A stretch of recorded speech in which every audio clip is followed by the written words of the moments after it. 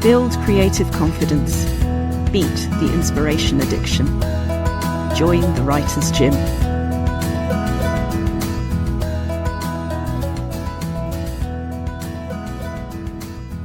Hello everybody, I'm Rachel Knightley. Welcome back to the Writer's Gym. We are with Ali Wilkes today. Ali's debut novel, All the White Spaces, was a Bram Stoker-award finalist, and her second novel, Where the Dead Wait, was one of Esquire's best horror books of 2023. Her short fiction has been published in numerous magazines and anthologies from publishers including Nightmare Magazine, Cosmic Horror Monthly, Flame Tree Press, Erie River, and Nepenthe Press. Her next novel, Man-Eater, set in the fevered jungles of the Amazon during the late Victorian orchid hunting craze, will be published in February 2027. Ali, it's been a really good thing that where there are writers that I admire, and I'm seeing sort of how that jigsaw of life operates. That's been a really nice thing for me. Am I right? You discovered aerial through research and climbing the rigging, is that right? Yes, that's right. It's actually aerial silks that I concentrate on, so verticals rather than the big hoop in the sky. But yes, I was back, I think, in 2016 when I was desperately trying to research All the White Spaces, my debut. And I wanted to learn a lot about what it would feel like to be on the ropes of an old sailing ship, and also how quickly someone assigned female at birth would be able to develop the upper body strength to do various things, and what it would feel like physically and so on. And so I thought, well, no one's going to let me, as someone who A, hasn't sailed before, and B, gets madly seasick, go on an old-fashioned sailing ship. But on the other hand, there was a circus school literally half an hour's walk from my house. So I signed up to do a one-day introduction to ropes and silks, and I absolutely loved it. It sort of became an instant part of my life literally that afternoon. And so, yeah, that was 2016, and I'm still, I still went to class last night. So that's a pretty consistent joy that I've discovered through wanting to immerse myself in what my protagonist might be feeling. I sort of relate to that feeling of, in different examples, discovering something that works for you as a person through something that the character needs to do. What was it that spoke to you about that? I think it's because it's a total workout for both brain and body. You gain strength very, very fast, a lot of upper body strength, because in order to do the least thing, you will be climbing into the air. So you'll be climbing up a rope or a silk multiple times per training session. So you do get quite interestingly hench quite fast. And then it is, when I say it's a total workout for the brain, you cannot be thinking about anything else really apart from what you're doing, because it is dangerous. It is in the air. You are holding yourself up through a number of pretty convoluted and contorted knots and dropping from them or spinning onto them, etc. And you really can't be doing that whilst thinking very earnestly about what else is going wrong in your life. You have to sort of commit to the bit, which is important. So it's a sort of state of flow by necessity, isn't it? Yes, absolutely. And the other thing I really liked about it is because I am, in inverted commas, a full-time writer, whatever that means. I live by myself. I work by myself. It's anyone who's been to the Writer's Gym will know writing can be quite an isolating profession. And being part of a circus school means that multiple times a week, I have to get myself out of the house. I have to get myself into a training hangar filled with other people I know very well, teachers I know very well, people I see regularly. And it just forces me to interact with the outside world a little bit, which is very important for someone who's such an introvert like me and has made the choice to go down a very particularly introverted career path. Speaking as definitely an introvert, the energy that I get comes from being alone. The way I plug myself in to get the petrol is time alone, but it is about finding, when you are with other people, that it's on authentic terms, that you find a community, you find an activity, you find all the things that you find that are based on who you truly are. And that's really the balance, isn't it? I wrote a thing called Shooting the Should Fairies, and it was because of shoulds, like I should do more things with people. And actually, it does have to be the right things with people, doesn't it? The right things for you. It does. It absolutely has to be the right thing with people. And also, I forgot to mention the other thing that I've really got out of circus as a sort of like work-life balance thing is as an adult and as someone in her 40s who isn't particularly a natural athlete, it is really, really good to constantly try and struggle with something that you are shit at. I think that's really useful for people as adults to do something they're not immediately good at. And I think it's really good to be experiencing failure, setback, struggle on a day-to-day basis. And it's particularly useful for writers because you really do have to let go of the idea that you're going to get it right first time. It rewards persistence, and there's a lot of fun to be had in failure, both in circus, I think, and also in writing. I'm so happy hearing you say that. I'm a beginner guitarist. I'd gone away from guitar for all of my life, and it was very difficult, and I can now strum a 3-chord song that I love very much and understand what it is I'm doing and hear it properly. And the thrill of being adequate at something I am fairly shit at.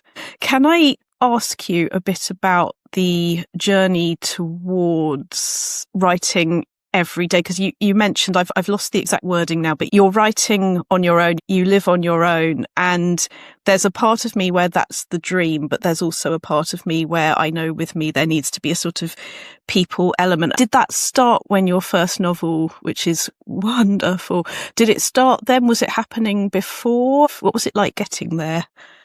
Well, first of all, when I say I'm a full-time writer, I mean that writing and things associated with writing are my principal job. It does not in any way mean I write every day. I want to dispel that myth immediately. I am a fits and starts person. I can go 6 months or so without working on a novel and then immerse myself in it and then drop it again and then pick it up again. I do not write every day. I'm not one of those people, and that is fine. But I am full-time in that this is my main source of income. This is my business. And the way that sort of came about was that I had an entire different career and life before this. I was a criminal barrister working in London and the South East. And I did that for 10 to 11 years. And it was every bit what you'd expect, you know, the wigs, the gowns, the jury trials, the working 60, 70-hour weeks, the constant stress, etc. And it just wasn't for me. It wasn't in any way healthy for my mental health, and it wasn't really where I wanted to be. But I'd always had this passion for sort of writing and books and creativity from when I was a very young person. And one of the sort of like little holidays I would give myself from being a barrister was every now and then I would work on a creative project. And I used to carve out time by taking part in NaNoWriMo every year. Rest in peace, NaNoWriMo.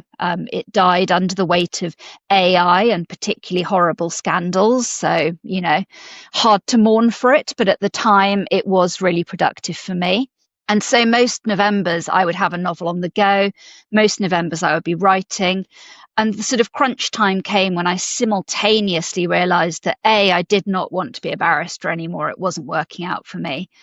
And B, what I wanted to do was something more creative. And also because at the time I was on a creative writing course, I was getting the support and feedback and reassurance that actually I didn't suck at it and it would be possible for me if I was willing to take, you know, a bit of a leap of faith. And I did the classic thing that you're told not to do, which is give up your day job. I don't recommend that to anyone, but for me, it was the right thing to do because being a barrister was depleting me so incredibly much on every front.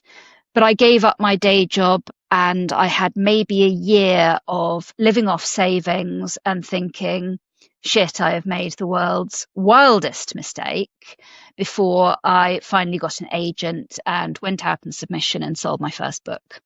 That is just as painful as it is to go through. I'm going to say so good to hear.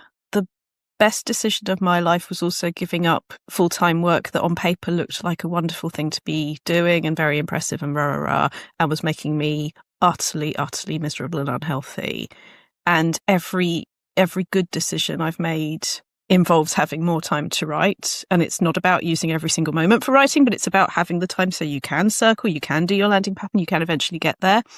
But I do love hearing the fact that I wish I could tell you how many people will come to me still believing that anyone who is successful, that it is sort of binary, that it is either you are successful or you're not, or it all just evolved naturally. And actually these moments, these dark nights of the soul where it is a case of, oh God, I've made the worst decision anybody could have made. It's the same thing that happens with manuscripts, isn't it? You know, there's a moment where you go, it's awful, I'm awful, everything's awful, it's never going to work. And then eventually when you are looking back at it going, I needed to go through that in order to be where I am now. That's, yeah. Absolutely. And I do have friends who it happened in the traditional pattern. They were working a really good job and they wrote their debut novel in their spare time, and then they sold it for megabucks, and then they were told they could safely quit their jobs, etc. Amazing. I could not be happier for them. They are extremely deserving individuals. But that's not what happened for me. For me, it was a sort of decision in my late 30s that I couldn't carry on at the bar anymore. And I'd made some small lifestyle changes that got myself into a position where I was sort of ready to launch. So I'd taken a secondment at a bank in Canary Wharf. So I was working out of the same place every day. It was very much more of a 9 to 5. I had spare time in the evenings and weekends because I wasn't physically allowed to take my work home with me. And so I was getting that time. I also enrolled in the Curtis Brown Creative 6-month novel writing course, which I'm sure various people will have heard of. For me, this was pre-pandemic. So I did the 6-month in-person in London course, which meant 2 evenings a week, I was sitting in Curtis Brown's headquarters with 15 other aspiring novelists and a tutor. So I was giving up my evenings and I was constantly around writing, writers, the feedback loop, agents, editors, etc. So that was a really useful sort of galvanizing process. And by a combination of Curtis Brown and working at the bank, which was a great deal better paid than being a criminal barrister, I managed to build up sort of the financial reserves, but also the morale reserves I needed to get myself through that really tricky hinterland of, I've given up everything, I don't even have an agent, what is this? And did the agent come through Curtis Brown, or was that later separate conversation? It was a later separate thing. So the way Curtis Brown's 6-month courses work, I don't know if they work this way for their smaller courses. At the end of the course, you have your writing circulated around the agency and people can express interest in you and things like that. And so there is a sort of like an onboarding process. And then if you want to submit your work to a Curtis Brown agent after the course ends, there is a sort of back door where you can bypass the slush pile and go direct to an agent with your full manuscript. And I don't mind telling you, I had my fair share of cracks through that process. I think I had 4 attempts with no luck, with very lovely feedback. In particular, shout out to Emma Finn, who gave me the most incredibly detailed set of notes that really propelled me to being a much better writer.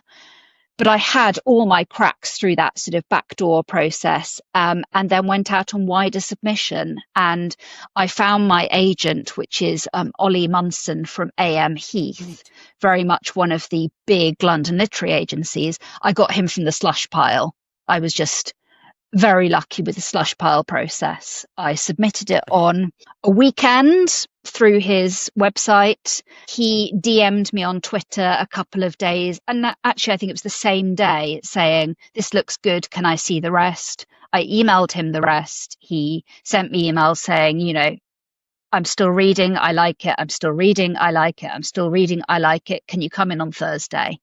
And that was how I got Ollie. And he said afterwards he was very lucky, again, in terms of timing, because he had managed to pick my slush pile 3,000 words up at a point in which he didn't really have many meetings that week. He didn't really have much else going on.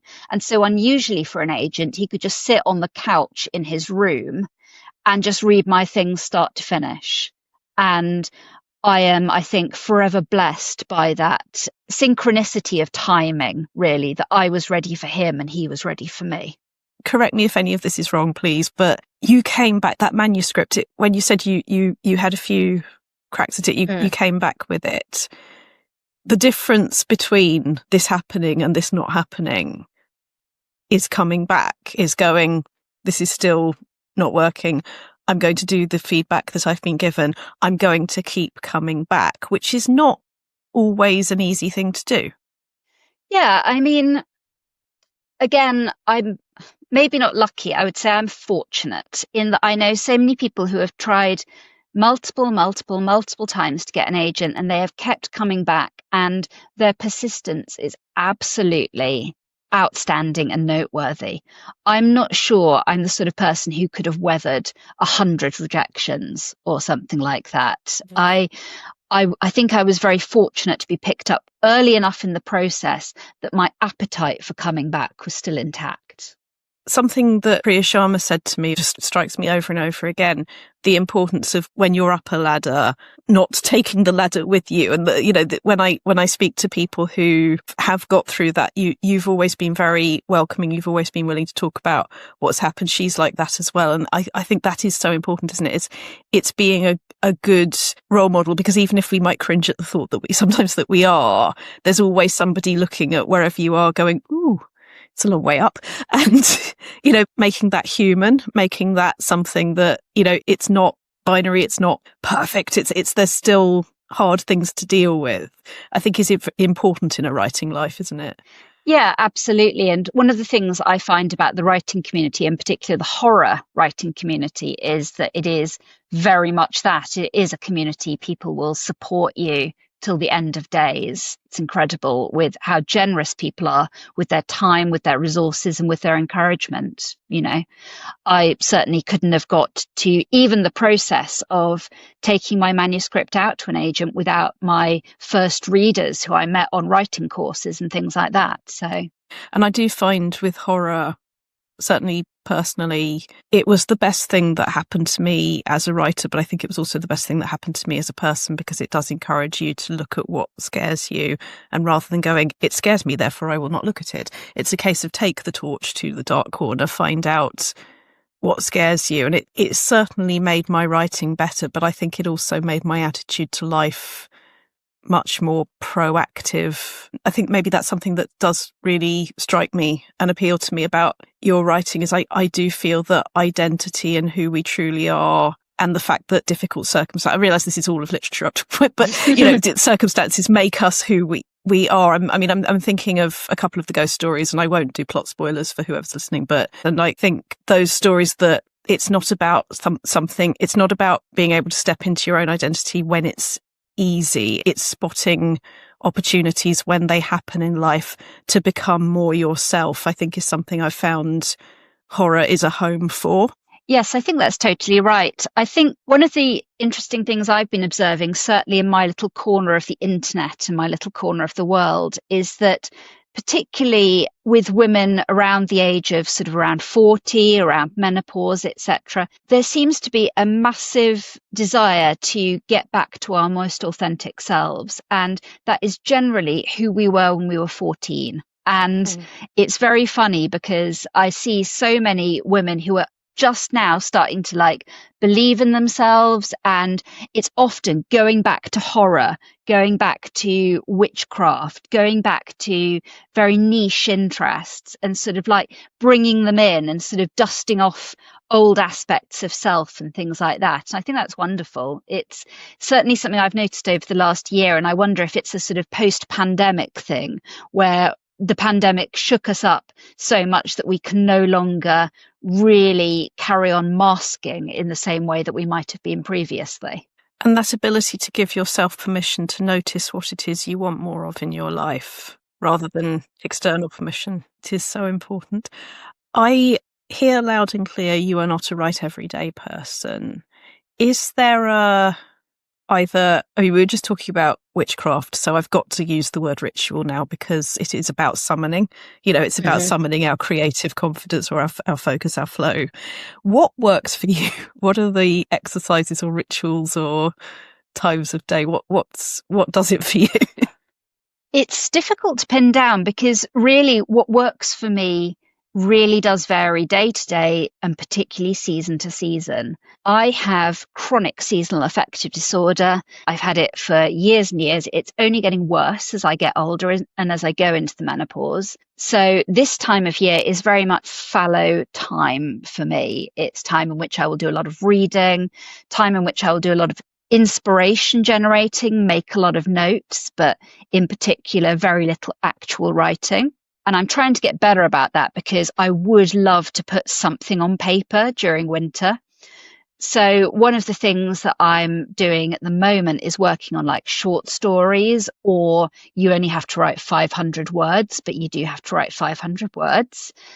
Which sounds like a tiny amount for someone who technically has the entire day to write. I'm aware I'm coming at it from a position of great privilege, but sometimes, particularly in winter, it's hard to force myself. And so I do have some little rituals. I like candles. I think the power of smell is very important. I have an absolute arsenal of scented candles that I buy from Home Sense or TK Maxx with a view to the smellscape of what I'm working on. So I've got for man-eater, which is about obviously the Amazon rainforest, I have pretty much every variant of orchid or lush rainforest candle you've ever thought of. So I have all of those to light when I want to get into the mood. I normally make a special cup or special pot of tea. I have various tea sets, some of which were gifted to me on the occasion of me leaving the bar, because a writer needs a tea set, was the thought of it. So I do sometimes use that to like force a sense of I'm going to sit here until I finish drinking this pot of tea. And I do make my own herbal tea blends and things like that. So that sometimes helps if I know that I've made a special tea blend for, say, productivity or creativity. It might make me a little bit more receptive to those sorts of energies. I use notebooks a lot. They're not by any means the sort of lovely, gorgeous notebooks that you see writers sort of fetishizing a lot. These gorgeous like leather bound or really big tomes or whatever. First of all, I'm a vegan, so that's just not going to happen. But secondly, I get the most usage out of those extremely boring A4 lined bound notebooks that you can buy in Sainsbury's. I have about 18 of them on the go at any particular time, one for each project, and I have an absolute back catalogue of them that would blow an archivist's mind. So candle, tea, notebook. Those are the minimum 3 things that are part of my ritual, to the extent that I have any ritual at all, because like I say, in winter in particular, I'm quite chaotic about as and when I do any work whatsoever. This sounds, and just a shout out for the candle, because my phrase is babysitting the candle, that when I'm in that situation, and it's something that I've offered other people, that they use it in the writer's gym, if you don't have an actual candle, lighting the mental, imaginary candle, you have to stay on the sofa. So it stands to reason that you might as well be writing while the candle is burning. Reordering those thoughts is definitely one we use a lot. It's really interesting hearing you say, I know this time of year is the fallow period. And during it, I can say to myself, I only need to do 500 words, for example, but I do need to do 500 words. Keeping those things going and teaching brain and body that does pay off, and teaching brain and body that this is my normal is so powerful. You sound to me like you're doing a lot of those things. You know there is a fallow period. You know there are things you can do. So you haven't gone, it's a fallow period, I'm powerless. You've gone, it's a fallow period. Here are some things I can do. So I guess my question listening to that is, what is the I want? It's really difficult to articulate, because I think for me, and again, this is me as now weirdly a full-time writer, there's two separate urges at work, and not many people talk about both of them, so I want, obviously, to have a finished manuscript that I can send out into the world to universal acclaim, that fits with my values, that tells a good story, etc. Rah, rah, rah. I also want to make money. I want to produce something that I can sell that will make the money I need to continue living. So there's two different wants, and they do sometimes go hand in hand in terms of, you can't sell an unfinished manuscript. You can't sell vague desires and notes on a page. You have to have a finished product. But on the other hand, the desire to make money quickly or sell something that will make the most amount of money in the least amount of time can sometimes conflict with those sort of long and crunchy, fallow and deep dive periods that you might need to put out something that you really feel has been wrenched from you, has been speaking to your core values that you have taken out of yourself and shown to the world. So there's a bit of a dichotomy in that you want to do big, deep artistic work, but on the other hand, you also need to survive through an acquisitions meeting and your agent saying whether they like it or not. It's, again, going back to from the other side, seeing what it's like with an agent, with a publisher. Again, so important and actually so reassuring that the energy we have at any given time in our writing career, that this is lovely and this is terrifying and I have to deal with both. It doesn't magically become a different thing. We don't become magically a different thing at the next stage. And I really hope that's something everybody can take on board, that what we can do is get to know what we need as people and move it forward, which does not answer your question at all. But I think it's very important to say lots and lots of times. You had mentioned to me before we started recording that you were happy to talk about seasonal depression and how it affects writing, which I think is both powerful and important, and totally going to do it. I've been very open on the internet about having seasonal affective disorder. And one of the things I have learned to always do is say seasonal affective disorder rather than sad, because if you say sad, people think you're just getting a bit the winter blues. But it can be absolutely debilitating. It can be like having a major depressive episode for 4 months out of every year. So to a certain extent, you have to plan for that and strategize for when that happens. So it is something I'm happy to talk about. Interestingly enough, one of the stories I've written, the short story I've written that's extremely close to my heart, is a short story called Darkness Falls, which is in Cloister Fox magazine, which was a lovely sort of bespoke British fanzine produced by Verity Holloway that ran sort of over the pandemic. And that was a short story I wrote about the experience of having seasonal affective disorder. And it really helped me sort of change my thinking towards it in terms of not necessarily seeing it as, well, still seeing it as a pathology, but also starting to sort of mythologize it for myself as being, you're actually just super in tune with nature and the cycles of nature. You are just living like an ancient Britain, maybe, because they certainly wouldn't have been going into bright offices and pushing themselves at this time of year. So, maybe you are just a little bit more like an ancient Celt, or maybe you are just a little bit more like a small mammal that needs to burrow, or a bulb that needs to sense that it's no longer fucking freezing before it starts putting out shoots. There's a couple of things going on there, and I have to write while I'm thinking, because otherwise... Go for it. I do as well normally. Happen. Yeah. There's the practical and there is the emotional. Now, what I would mean by that in my own notes is the practical is what you've just described, as in the publisher will expect this thing at this time, or first the agent will expect this thing at this time, then the publisher will, and I have to get through an acquisitions meeting and I have to respond to whatever any of these people say at the time so that the book can happen. Therefore, I have to play the long game. So there is the long game. There is also the side dish of short stories, shorter thinkings out loud, thinking on the page that keep you going, that are the regular gym exercises that keep brain and body ticking over. So there's those things. Are there any other things that you would put in that column? Is it a case of, does another big idea come up and then it's like, oh, squirrel, I want to go and write this novel? Or does it come into it like that? Or are those the categories?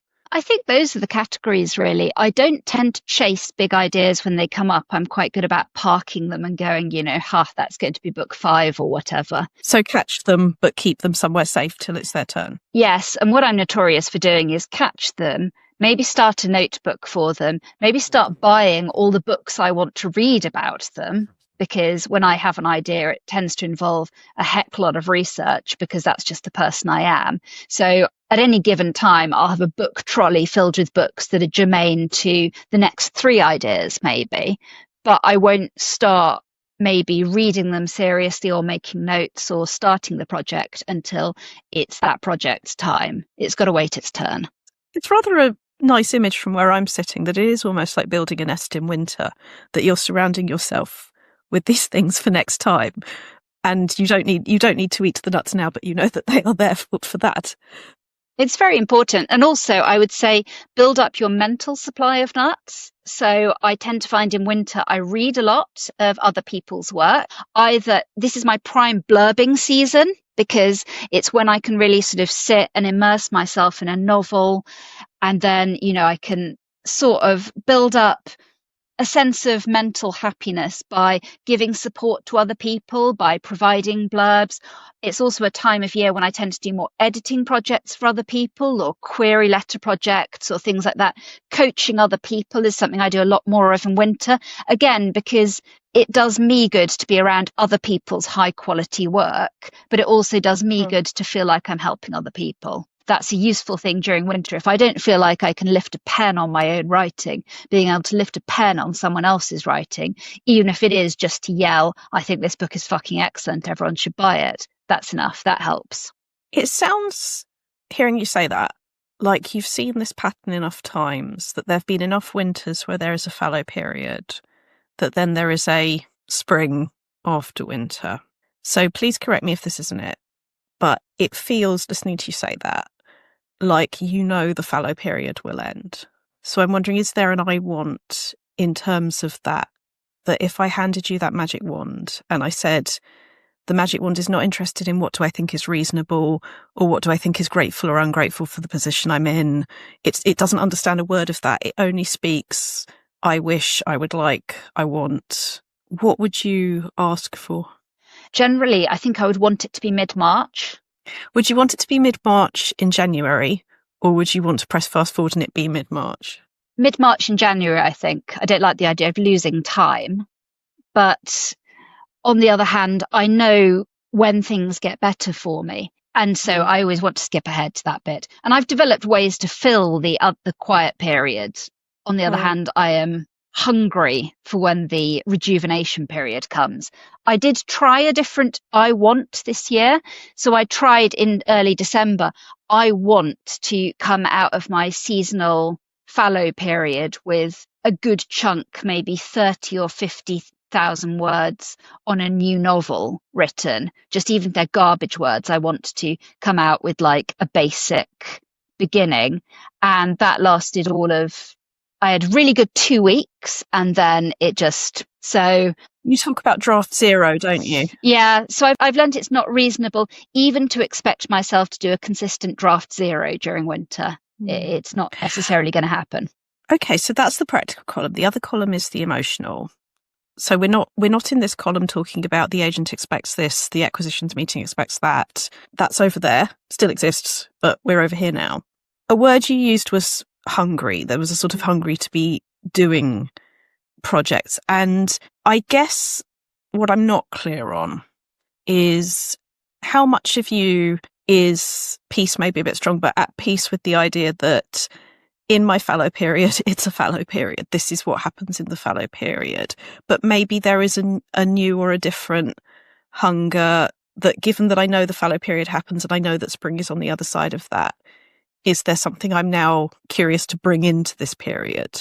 I think the answer to that is that my brain is perfectly at peace with the idea there's a fallow period. I know that this is a tough time for me, and I've developed all sorts of like coping strategies, etc.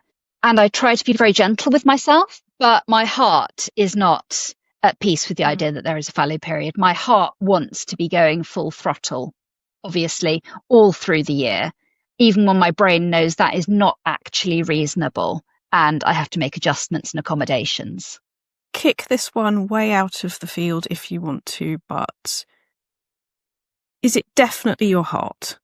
That's interesting. I mean, it could be not my heart, it could be societal expectations and various other pressures arising out of the writing life. Comparison in particular is a notorious bitch for writers, because we look at what everyone else is doing with all their little rituals and all their like putting out 3 books a year, and we think, wow, I wish I could be like that. So you're right, it might not be my heart, it might be, I don't know, what organ is associated with, say, maybe envy or comparison. Well, the word comparison was in my head because, as well as the should fairies, I've often talked about the comparison fairies. Oh, yeah. Who are the downside of social media, who flutter around your face going, look what he's doing. And it's so great because I hear you experiencing that, and you're definitely one of mine. Like, look what she's done, and look how good it is, and look at the short stories, and it just looks like so much fun.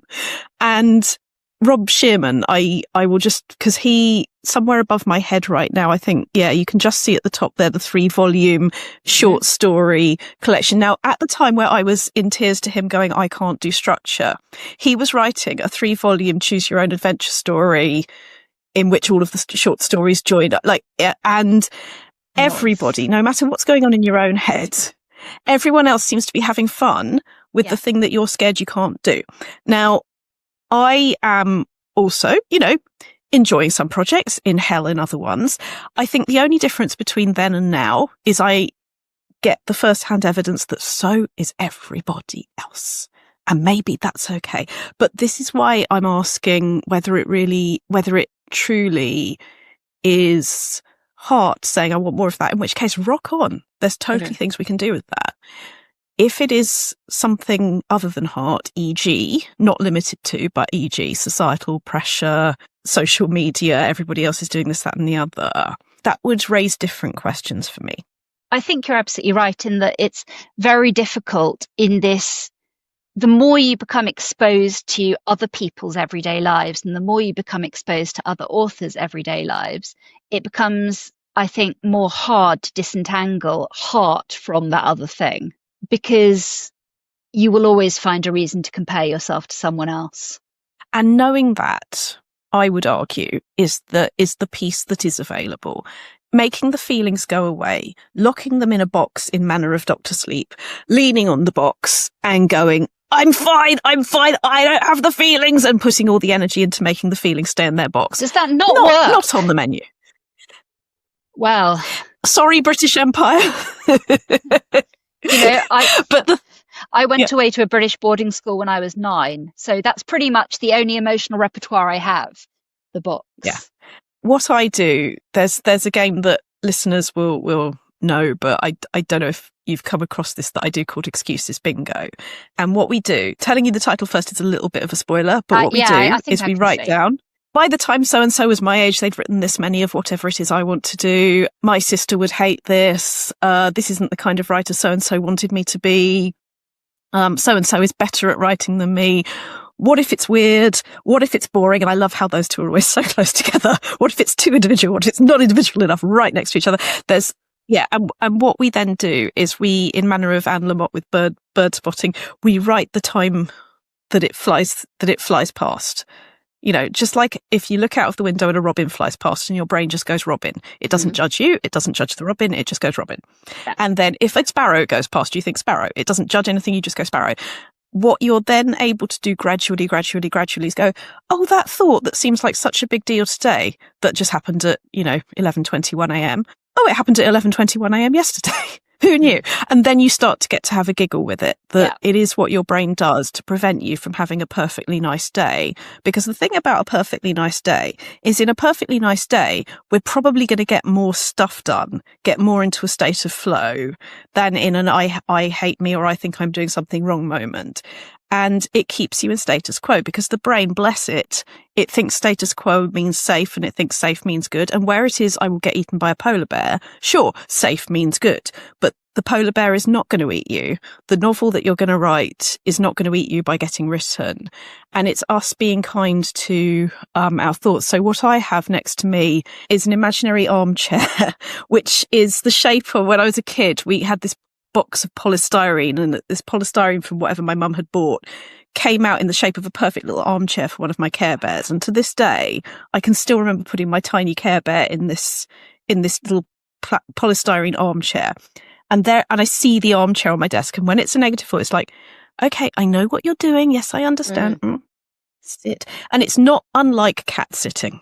Sometimes the cat has opinions. It's going to interrupt, but that doesn't mean that it's right about everything. And it doesn't mean that it's going to get in the way.